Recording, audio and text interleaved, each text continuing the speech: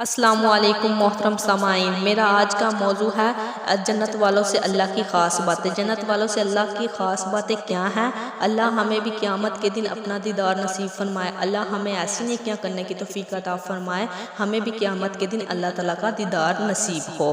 ایک دفعہ رسول صلی اللہ علیہ وسلم نے فرمایا کہ اللہ تعالیٰ جنتی مردوں اور عورتوں کو پکار کر کہیں گے، جنت والوں۔ اس کے جواب میں جنت والے لبیک کہیں گے، یعنی اے ہمارے رب، ہم تیرے دربار میں حاضر ہیں اور بھلائی تیری قبضے اور قدرت میں ہے، جس کو چاہے عنایت فرما دے اور جس کو چاہے نہ دے، کیونکہ تو مالک ہے۔ اس وقت اللہ تعالیٰ اس جنت والوں سے ارشاد فرمائے گا، کیا تم لوگ ہم سے خوش ہو؟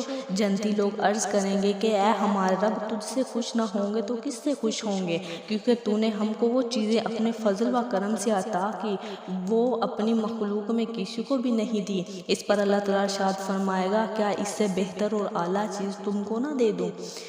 جنت والے عرض کریں گے کہ اے ہمارے رب، ان نعمتوں سے زیادہ کون سی چیز بہتر ہوگی جو تم نے ہم کو جنت میں دے رکھی ہے، یعنی ہر قسم کی کھانے کی چیزیں، عمدہ سے عمدہ لباس، اعلیٰ سے اعلیٰ مکانات اور باغات وغیرہ۔ اس پر حق تعالیٰ شان ارشاد فرمائیں گے کہ اچھا، میں تم کو اپنی خوشنودی کا پروانہ عطا کرتا ہوں اور اب کبھی بھی تم سے ناراض اور ناخوش نہ ہوں گا۔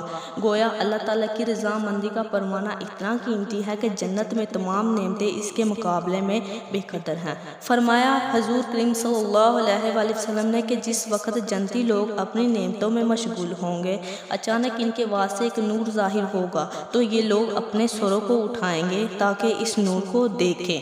پس دیکھیں گے رب العالمین نے اوپر سے ان لوگوں پر اپنی تجلی ڈالی۔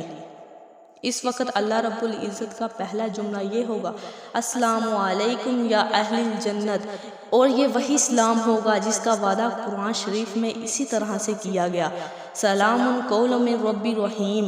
اس کے بعد فرمایا رسول اللہ صلی اللہ علیہ وآلہ وسلم نے، پھر اللہ تعالیٰ ان لوگوں کی طرف محبت سے دیکھے گا اور اسی طرح یہ لوگ بھی کھلم کھلا بغیر کسی پردے کے اللہ تعالیٰ کو دیکھیں گے، اور اس دیدار الہی کا ان لوگوں پر یہ اثر ہوگا کہ جب تک ان کی نظروں کے سامنے اللہ کا دیدار رہے گا، جنت کی کسی نعمت کی طرف بالکل ہی متوجہ نہ کریں گے، بالکل دیدار الہی میں ایسے مشغول ہو جائیں گے کہ جنت کی ساری نعمتیں بھول جائیں گے۔ اس کے بعد اللہ تعالیٰ اپنے نور یعنی اپنی ذات کے درمیان پھر پردہ ڈال دیں گے اور ان لوگوں کی نظروں سے پوشیدہ ہو جائیں گے، لیکن اس نور کا اثر اور مشاہدے کی کیفیت و لذت ابھی بھی باقی رہے گی۔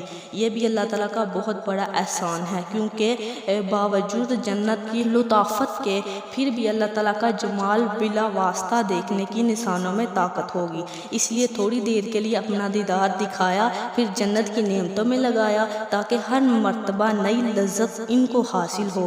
سورج روز نکلتا ہے، اس کو کوئی بھی شوق کے ساتھ نہیں دیکھتا، لیکن عید کا چاند سال میں ایک دفعہ نکلتا ہے تو کتنے شوق سے اس کو دیکھتا ہے۔